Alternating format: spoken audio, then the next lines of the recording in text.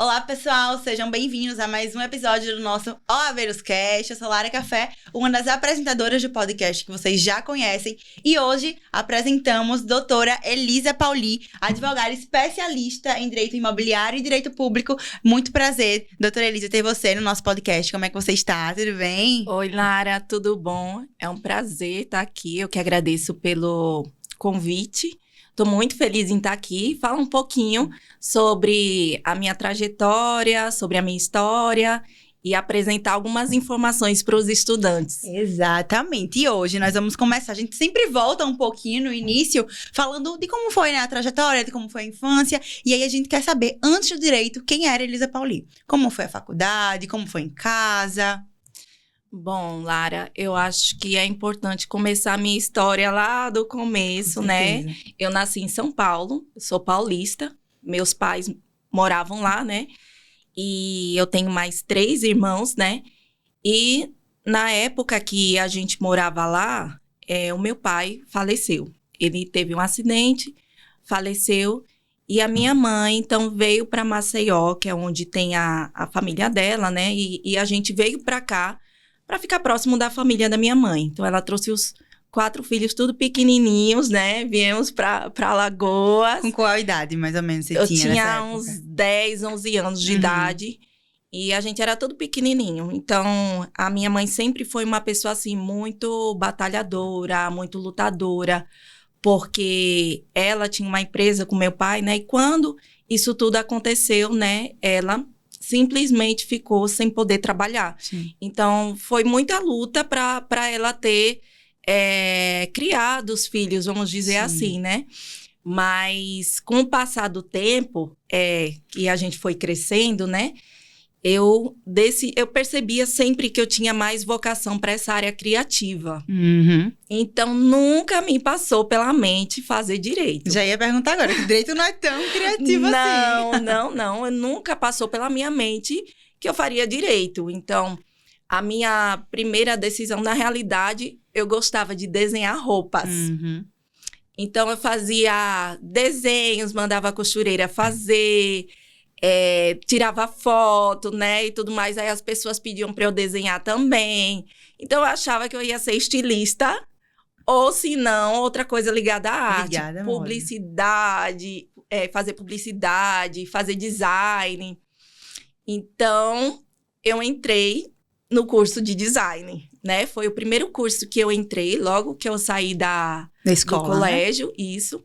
Aí eu estava no 3º ano, já fiz vestibular para a primeira turma que abriu de design na UFAL.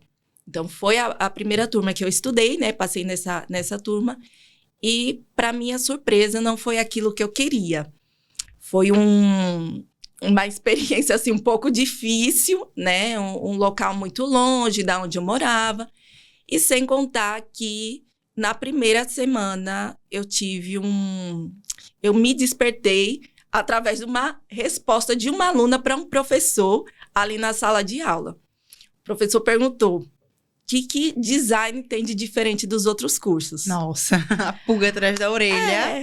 Aí todo mundo, criatividade, né, e tudo mais. Aí teve uma aluna que respondeu assim, e eu lembro disso até hoje: em todos os cursos é possível ter criatividade. Foi aí que eu prestei atenção que talvez eu poderia ter outros caminhos sem ser o próprio design, né? Então, decidi, mudar a faculdade, né? Eu estava um pouco desanimada, né, com o curso. E eu fui, então, para uma faculdade perto da minha casa, que na época se chamava FITS, né? Hoje é a Unima. E peguei a lista de cursos, fui lendo os cursos e comecei a descartar. Não quero saúde, não quero nada que tenha cálculo, não quero nada que tenha criatividade. Eita, sobrou direito. Sobrou direito. Eu falei, vai ele. Mas aí, com qual idade? Entrou no curso com quantos anos? Porque você tinha saído há pouco tempo do ensino médio, né? Isso, eu tinha saído do ensino médio, né? Entrei com 17 anos na UFAL e entrei com 18 anos, então, no direito. Então, eu passei, na realidade, eu comecei a faculdade, né, com 18 anos, Só que eu não passei 5 anos fazendo direito. Eu passei 6 anos e meio no curso de direito. Porque eu precisei viajar para Brasília, né, por motivos pessoais, transferi a faculdade e quando eu transferi, a grade não batia. Não batia, precisou pagar algumas matérias. Nossa. Exatamente. Então, uma das primeiras dificuldades, né, já começou daí, porque eu teria que aumentar o tempo. No prolongar do curso. Exatamente. Entendi. E aí, quais foram os momentos mais marcantes de faculdade, né? 6 anos e meio. Então, eu ia dizer, como foi esses 5 anos? Mas não foram 5 anos. Foram 6 anos e meio. Sim. E aí, as dificuldades, momentos mais marcantes, colegas de turma. Então, eu confesso que, na realidade, apesar de eu ter escolhido direito, eu me desanimava muito porque eu não me reconhecia em nenhuma atividade jurídica. Então, quando eu era estudante, eu gostava muito de coisas criativas, de coisas descontraídas. Eu olhava para o direito... formais, né? Não tão formais. Isso tá Exatamente. Eu olhava para o direito e falava, onde é que eu vou me encaixar? Eu não sentia que eu me encaixava em nada. Então, apesar de eu gostar de estudar, e apesar de eu entender que aquele era um caminho que eu decidi e que eu preferia ele do que o design, eu não conseguia me enxergar trabalhando como em qualquer área jurídica, né? Mas daí teve essa situação, né? Mas que futuramente mudou totalmente. Nossa, mas assim, durante a faculdade você chegou a estagiar? Como que foi? Porque assim, mudou, você estudava aqui, na antiga FITS, foi pra lá, estudou em qual faculdade? Como eram? O pessoal da turma era diferente? Porque, por exemplo, enquanto eu estava na faculdade mais atuante, né? Que agora já tô no finalzinho, já enfim, com a AB. E aí, tinha gente de tudo que é idade. Tinha gente novinha, tinha um pessoal mais velho. Na sua faculdade, como que era? Principalmente lá, né? Quando você precisou mudar pra Brasília. Sim. Bom... inicialmente, Brasília foi o lugar que me abriu os olhos para o direito. Em Maceió, eu não enxergava o direito como eu comecei a enxergar lá. Você não tinha perspectiva de crescimento na área? Não. E quando eu cheguei lá, eu fui como se fosse aquela pessoa matuta, sabe? Que não... Meu Deus, eu tô em Brasília, eu quero conhecer o Congresso Nacional, o STF, o STJ, né? Então, eu fui em vários órgãos, né? Públicos, né? Os principais órgãos superiores. E nesses órgãos superiores, eu decidi que eu queria estagiar no Congresso Nacional. Nossa. Eu coloquei aquilo na minha cabeça. Eu falei, é um órgão dinâmico, é um lugar que tem... muita coisa nova, muitas leis, muita movimentação. Então, esse é o lugar do direito que eu quero estacionar agora, né? E vou mirar nele e estagiar ali. Área. Ô, produção, coloca aí a foto 2, por favor, para nossa convidada falar um pouquinho sobre. Isso aí foi um dos estágios também. Isso. Logo que eu cheguei em Brasília... passaram uns 2 meses e teve a prova para fazer da Defensoria Pública. E nesse período, eu já tinha decidido que eu queria ir para o Congresso Nacional, seja o Senado, seja a Câmara dos Deputados. E eu fiz, né, e tudo mais, o processo seletivo, passei e eu comecei, eu cheguei em Brasília em agosto, comecei a estagiar na DPU em dezembro. E 1 ano depois, finalmente eu consegui entrar no estágio da Câmara dos Deputados. Muita gente acha que é só peixada que entra, mas todos os dias não, todas as semanas, eu ligava para perguntar se abriu vaga para minha faculdade. Todas as semanas. E ligava, e a mulher do setor de estágio já tinha um ódio, já sabia que eu ia ligar. E quando abriu vaga, todo mundo da faculdade já sabia que eu queria estagiar lá. E um rapaz, ele trabalhava na coordenação de direito, ele me avisou, abriu a vaga da Câmara. Manda o seu currículo, né? Então, quando eu fui, assim, várias pessoas já sabiam o que eu queria, né? E eu participei da seleção. E, para participar dessa seleção, só 4 pessoas por vaga podiam participar. Então, eu participei, passei e entrei na diretoria geral da Câmara.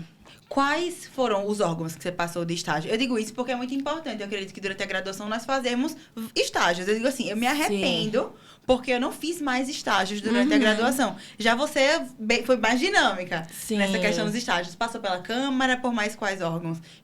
Estagiou em escritório, como foi? Não, em Maceió, eu tentei estagiar alguns escritórios, só que não consegui, né? Enfim, eu era muito nova, assim, na faculdade. Mas quando Mas eu tinha um amigo que era advogado que me passava ainda algumas coisas do escritório.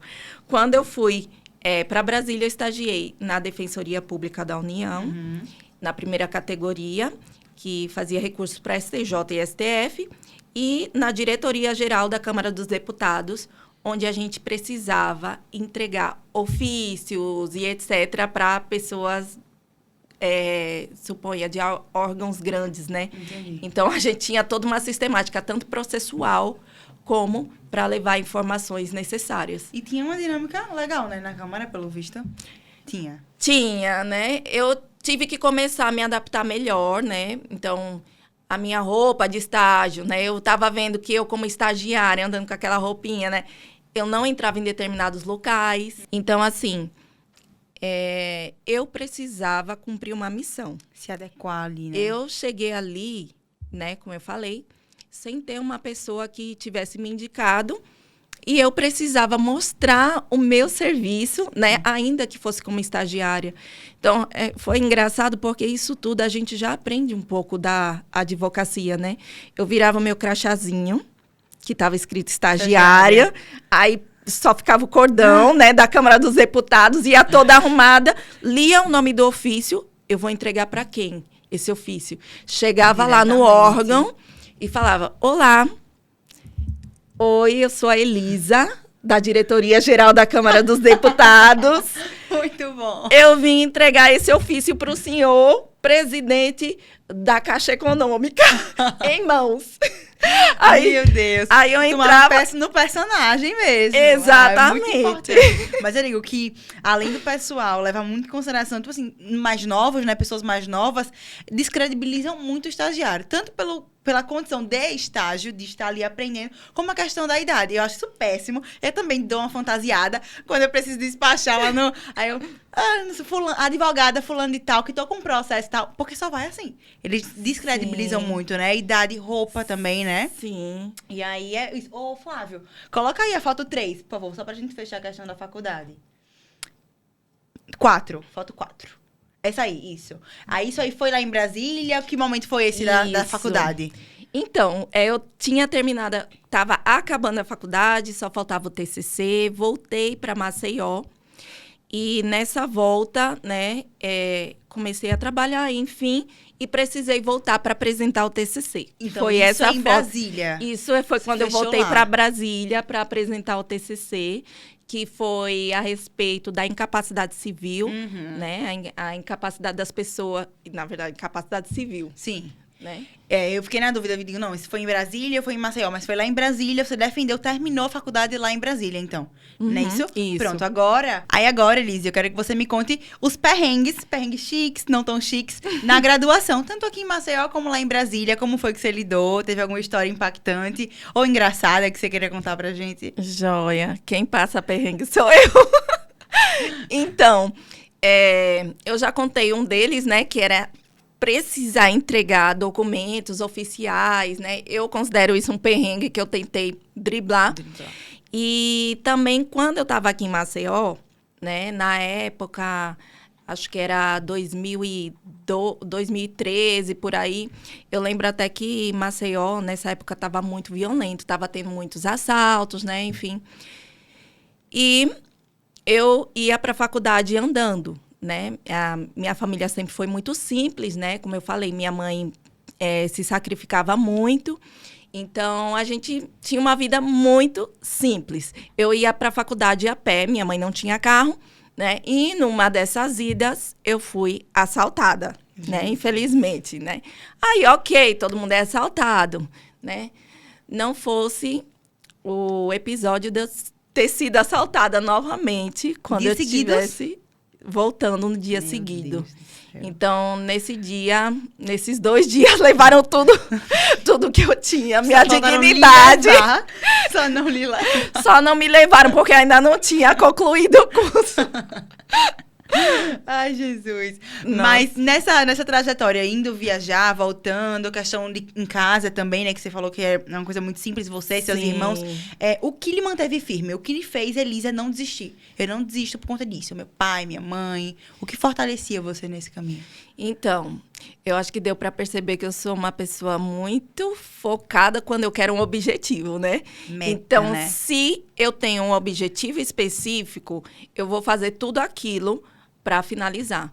E a conclusão do meu curso era esse objetivo, né? Como eu falei, eu não tinha nem perspectiva de trabalhar com direito, mas eu queria muito finalizar o curso, porque eu precisava ter um ensino superior, né, que meus pais não tiveram. Eu queria mudar a minha vida, mudar a vida da minha família, né?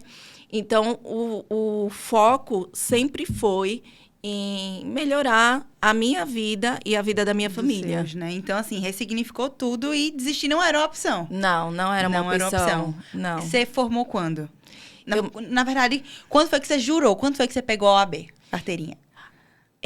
Então, eu passei na prova da OAB no ano de 2018, né? E eu fiz o juramento, se eu não me engano, no começo de 2019.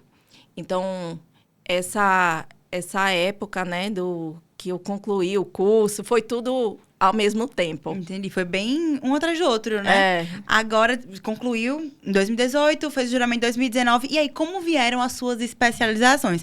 A gente abriu o podcast falando que a doutora Elisa é hoje, né, especialista em direito imobiliário e também direito público. Como foi a escolha dessas especializações? Fez pós-graduação? Como foi? Certo. Então, tudo me levou para isso, né? A vida foi me levando para um caminho que eu não conhecia, um caminho que eu simplesmente deixei, né, ser encaminhado. Quando eu cheguei de Brasília, quando eu voltei de Brasília, eu vi, né, no aeroporto, uma pessoa que, na época, trabalhava como prefeito, né? E ele me viu, me conhecia, falou que estava precisando de pessoas para trabalhar com ele. Ele sabia que eu estava me formando, né, lá em Brasília. Falou, então vamos trabalhar juntos, né? Estou precisando de uma pessoa para colaborar ali.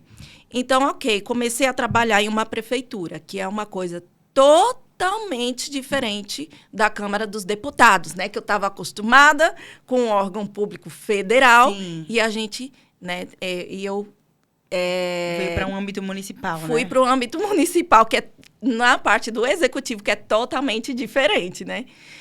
E essa foto retrata, isso é você lá na procuradoria. Foi. Aí Novinha. Eu comecei a trabalhar na procuradoria. Novinha, gente, novinha. Comecei a trabalhar na procuradoria, bem novinha, né? Tava ainda terminando de me formar, né? E tudo mais. E nessa época, eu já estava procurando, né, algum caminho. Sim. E foi quando eu consegui fazer assim. Concluí o curso, passei na OAB e fiz as especializações, que foi a especialização em Direito Público e em Direito Administrativo. Foram 2 na época, em razão do meu trabalho ser na Procuradoria Municipal. Entendi. No caso, você foi para a Procuradoria e lá dentro você viu a área, gostou e se especializou ou a especialização veio antes? A especialização veio depois que eu entrei, com a necessidade de aprimorar aquele conhecimento que eu precisava ter para o trabalho. Agora, eu fiquei com dúvida, porque direito imobiliário é uma área diferente. Eu não vejo tanto, principalmente aqui em Maceió, eu não vejo tantos especialistas falando de direito imobiliário. De onde veio essa? Agora eu quero saber. O direito imobiliário, né, na realidade, é a minha paixão, né? Como eu falei aqui, eu entrei na parte pública e me aperfeiçoei. Já o direito imobiliário, ele veio em razão da necessidade de resolução de alguns problemas familiares. Então, meus pais, né, como eu falei, eles tinham uma empresa. Essa empresa faliu, né, na época que a gente morava em São Paulo. Quando essa empresa faliu, um dos funcionários processou o meu pai, né, Meu pai tinha um imóvel lá em São Paulo e tudo mais, e esse imóvel, ele chegou a ser penhorado, certo? Nessa época que esse imóvel foi penhorado, passaram muitos anos. Inclusive, foi o tempo de eu crescer, me formar e concluir direito. Então, passou muito tempo em disputa judicial, até que um dia minha mãe recebeu uma notificação, meu pai já tinha falecido, né, e tudo mais, minha mãe recebeu a notificação de que aquele imóvel ele ia ser leiloado. E eu fiquei muito preocupada, queria fazer alguma coisa, na verdade, eu queria vender o meu carro, porque eu trabalhava no interior, né, eu tinha um carro, e a minha mãe não deixou, e depois ela recebeu a segunda notificação. O imóvel foi leiloado. Quando esse imóvel foi leiloado, eu avisei para minha mãe, olha, vou tomar conta da situação e só vou te avisar quando tiver tudo resolvido. Uhum. Nessa época, eu tinha acabado de fazer o juramento da OAB, estava com aquela carteirinha de papel plastificada. Novinha, brilhosa, vermelhinha. E daí eu falei, vou para São Paulo resolver isso. Como? Não sei, mas como tudo aquilo que a gente, né, coloca objetivo, eu vou e vou resolver. Então, fui para São Paulo, com a minha linda carteirinha, né, de plástico. Cheguei no TRT, pedi o processo físico, analisei e tudo mais. E, enfim, precisei enfrentar ali um leilão, né, que tinha acontecido, uma penhora, depois disso, uma penhora que eu tinha que resolver. Vendi um pedaço do terreno, então tive que enfrentar também o desmembramento do terreno e, por fim, as dívidas do imóvel, que tinha dívida de IPTU e também tinham as dívidas do inventário, inclusive uma dívida de 200 mil na Receita Federal do meu pai. Meu Deus, e foi assim, né? Chegou a carteirinha, vou fazer minha vida logo com uma bronca desse tamanho. Exatamente. Meu Deus do céu. E como ela estava falando, doutora Elisa é muito atuante no Instagram, gente. Ela já falou aqui que direito imobiliário é a paixão dela e vocês precisam ver o Instagram desta mulher. Depois ela passa para vocês. Então, já pra gente finalizar esse primeiro bloco, quanto tempo, Flávio, a gente tem de primeiro bloco? 23. Tá. Já pra gente finalizar esse primeiro bloco, a gente dá aquela stalkeada, né, Ângela, da produção aí? A gente dá aquela stalkeada antes. E eu vi que a doutora produz muito conteúdo, principalmente sobre direito imobiliário.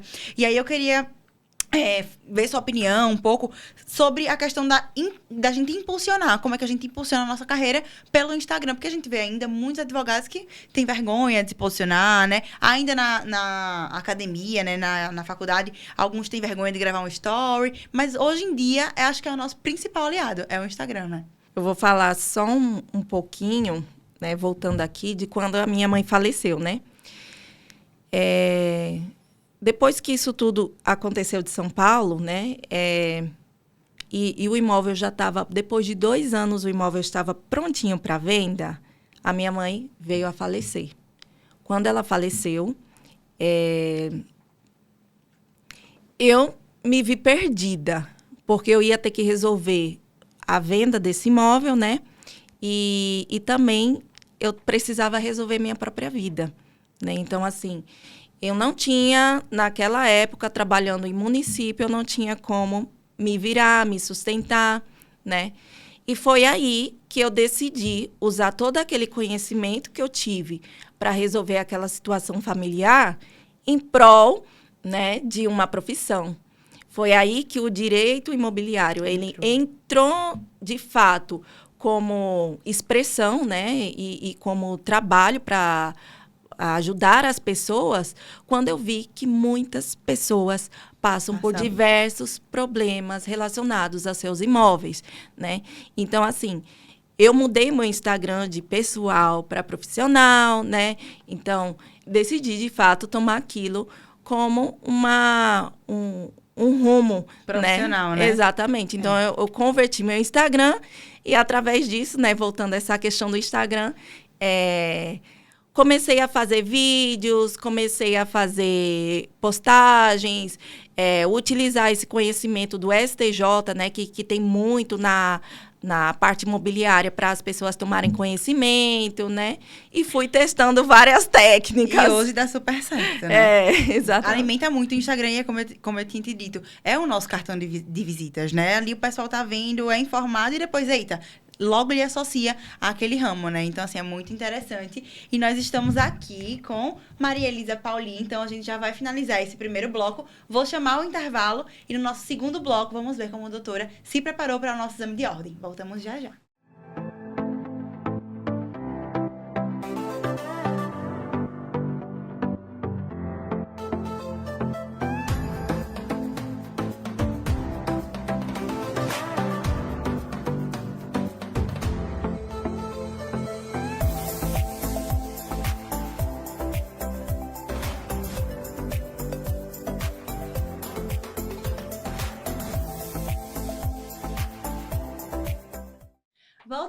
Voltamos com um cheirinho diferente nessa sala. Doutora, tá sentindo esse cheiro? Tô. Loucos por Coxinha. Gente, Loucos por Coxinha é nosso parceiro oficial desse podcast. Sério, não existe. Além de me deixar louca, porque não tem dieta nenhuma certa, não tem academia certa. Deixa os convidados e todo mundo aí da produção já tá de olho nas coxinhas.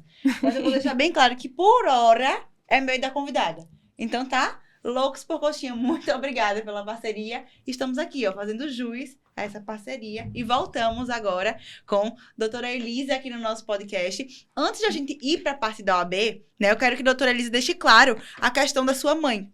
Você tinha comentado que sua mãe faleceu e que foi aí que o direito imobiliário entrou na sua vida. Mas e aí, como foi, né? Você morava com sua mãe, com seus irmãos, como ficou, né, após a morte, essa questão da casa, né, estrutural, como ficou? Então, na verdade, eu fiquei em desespero. Se eu contar a minha história pro carroceiro, até o burro chora, né? Como eu falo. Mas, na realidade, é o seguinte. A gente já tinha passado pela perda do meu pai, né?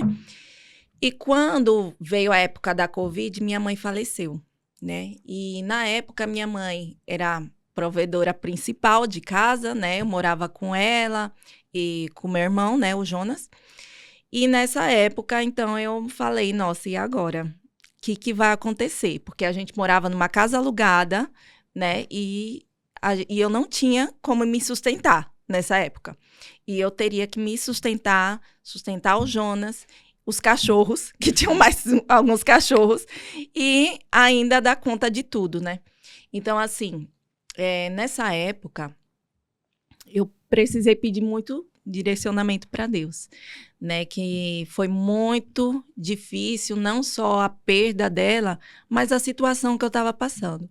Eu tive pessoas que me ajudaram, né, durante o período, né, só que em questão de meses, eu consegui, né, finalmente comprar um apartamento para mim, né, um apartamento que até hoje eu moro com o meu irmão, né, graças a Deus foi à vista, né, a gente conseguiu resolver essa parte, também consegui resolver algumas questões, né, de trabalho, e foi quando eu pensei assim, olha, se eu conseguir isso até agora, eu vou fazer o seguinte, eu vou deixar o lugar que eu estou trabalhando, que não está me dando renda suficiente para viver, e eu vou me jogar na advocacia sozinha. Saiu da zona de conforto. Exatamente. Total. Tipo Nossa. assim, eu já estava numa situação bem complicada. Só que em vez de isso me parar, isso me deu força, né, para eu falar assim, se eu cheguei até aqui, eu posso conseguir mais.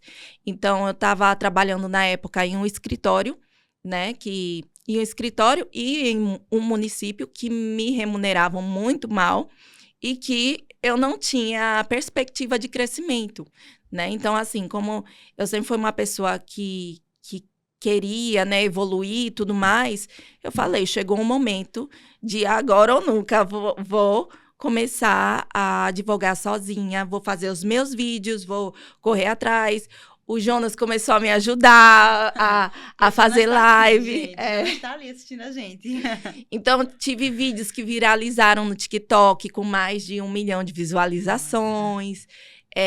No Instagram, as pessoas começaram a me ver como advogada de fato, né, como eu era, porque aquela transação de quando você é estudante para quando você se torna profissional, ela é muito complicada, né? Então, a gente saber fazer essa mudança e as pessoas te enxergarem como um profissional, né, sério, um profissional sério, eu não falo aquela pessoa que não faz brincadeiras, mas um profissional confiável, né? Seguro, Isso daí vai depender da sua postura. Então, a questão não é tanto, você pode fazer um vídeo sorrindo, né? Um vídeo brincando, igual eu tô fazendo agora da Dona Salete, nova personagem que várias pessoas perguntam, fiz uma personagem aí, atuando, super atriz. E só que aquilo é transmitido mostrando o conhecimento que se tem daquele assunto, né? Existe essa necessidade. Então, isso tudo de iniciar, né, me jogar na advocacia, começar uma profissão que eu pensei que eu nunca ia fazer, lá, né? Exatamente, que eu não ia fazer, e que, de repente, ela se tornou a minha luz, o meu caminho, sua fonte, né? A minha fonte. É incrível. E realmente é uma história de superação. Você saiu do designer, nada a ver com direito, jurando, né, que queria algo criativo, alguma coisa mais dinâmica, e tá aí na advocacia, que é uma coisa muito dinâmica, né? Então, já falando da advocacia, vamos saber como foi a preparação da doutora Elisa. Como foi? Você usou algum cursinho, primeira fase, segunda fase, estudou aleatoriamente? Como foi a preparação para pegar a vermelhinha? Então, eu fiz uma ótima faculdade, né? Passei 6 anos e meio, deu para aprender alguma coisa. Então, aproveitei a faculdade para estudar tudo que eu podia. Comecei a fazer algumas revisões no final da faculdade. Na realidade, as pessoas têm um pouco de dificuldade de fazer essa revisão em razão do TCC, né? Mas, geralmente, eu lia livros com questões. Na época, não era tanto computador assim como é hoje, né, um pouco tempo atrás, mas eu lia muito livros de questões e tudo mais, resolvia muitas questões, e isso colaborou para eu ter passado na primeira fase, porque, de fato, eu tinha muito problema em razão de horário para estudar. Eu estava trabalhando já no interior, e para eu chegar, né, no interior e voltar, eu me cansava muito, né? Então, assim, eu não tinha muita disposição para estudar, aproveitei aquele conhecimento que eu já tinha para me ajudar a passar na primeira fase da prova da OAB. Então, primeira fase, sem cursinho auxiliar. Foi só livro e aquela revisão da faculdade, não é isso? Exatamente. Já a segunda, como que foi? Já a segunda fase, depois que eu passei, falei, olha, já passei a primeira, então agora não tem jeito, né? Agora não posso largar. Não posso largar. Decidi fazer um cursinho, né? Me inscrevi na prova, na disciplina de Direito Constitucional, já que eu havia visto mais Direito Constitucional, né? No estágio, lá na Câmara dos Deputados, né? Enfim. Então, decidi fazer Direito Constitucional. Comprei um cursinho da Flávia Bahia. E toda noite eu chegava em casa, mais ou menos 6 horas da noite, 7 horas, descansava até umas 8 horas, de 8 horas à meia-noite eu estudava. Meu Deus, que horário é esse? Minha mãe fazia uma garrafa de café e botava a garrafa na mesa, e daí eu estudava esse período, e quando chegava 5 horas da manhã eu tinha que acordar cedo. Para ir trabalhar. Para ir trabalhar, porque eu ainda deixava a minha irmã no trabalho dela, né? Para dar carona para ela também, que trabalhava longe. Só eu tinha carro. Aí eu acordava... Uma grande manobra. Era uma grande manobra. Exatamente. Ângela, eu entendi agora porque o café daqui já tá acabando, viciadinha no café. Mas quem tá no direito e não toma um café, tá no direito errado. Mas você fez quantas provas? Fez quantas vezes a prova? Eu fiz a primeira fase uma vez, né? A segunda fase eu fiz 2 vezes. E a primeira fase, né? Foi mais simples, né? Apesar de eu achar mais difícil. Eu acho mais difícil também, na minha percepção. Porque são muitos conteúdos e tem muitas disciplinas interligadas, né? Então, precisa de muita atenção. E na segunda fase, eu fiz 2 vezes. A primeira fase, eu perdi... A primeira vez, eu perdi por pouco, por causa do tempo. Eu não tinha estudado o tempo, não tinha feito isso. Então, a segunda vez que eu fiz, estudei a disciplina, né? mas eu precisei revisar várias vezes o texto para ver se dava tudo certinho no tempo que eu ia fazer. E outra coisa, esse negócio de tempo mexe muito com a nossa ansiedade, né? Eu ficava muito agoniada, questão de tempo. 5 horas é muito tempo, mas quando a gente vai ver que a peça e mais umas 8 questões, né? Porque são 4 questões A e B, eu já ficava muito agoniada. Como você lidou com a ansiedade nessa preparação e também na hora lá da prova? Bom, eu me sentia obrigada a passar, porque eu estava já trabalhando na procuradoria. Então, para eu me tornar assessora, né, da procuradoria, eu tinha que passar na prova da OAB. E a gente sabe que o ambiente político não é muito, é um pouquinho inóspito, né? Então, a gente sabe que diante disso, tinham pessoas que sabiam até o dia da minha prova, o dia que eu ia fazer. Fiscalizando para saber se eu ia passar ou não na prova, né? E qualquer oportunidade, né? Então, a minha determinação, ali naquele momento, era porque eu queria mostrar que, de fato, eu tinha feito uma boa faculdade e que eu tinha capacidade de passar na prova. Então, foi uma coisa muito, assim, eu estava determinada Zero ansiedade. A continuar naquele trabalho, ainda que meio complicado, mas para conseguir aquele trabalho específico ali, progredir ali dentro. Agora, já no meio, né, trabalho, estudo e OAB, eu quero saber como era dentro de casa, como era o apoio familiar. Eu sempre digo que a rede de apoio é uma coisa muito importante quando a gente tá na OAB, porque a gente precisa de muita compreensão. Aquele momento é nosso, a gente se tranca no quarto, e eu queria saber como era dentro de casa, com a sua mãe, com seu irmão, como que era esse apoio, essa força que eles davam durante a preparação para você, Elisa? Eu posso dizer que eu tinha um apoio maravilhoso, né? Minha mãe era a pessoa que mais acreditava em mim. Ela acreditava em mim mais do que eu. E então, para ela era natural, era como se eu fosse fazer a prova e fosse passar. Ela não estava nem um pouco preocupada. Ela sentia, assim, ela sentia muita confiança em mim. Ela colocava em mim uma expectativa de uma pessoa que fosse conseguir tudo o que quisesse.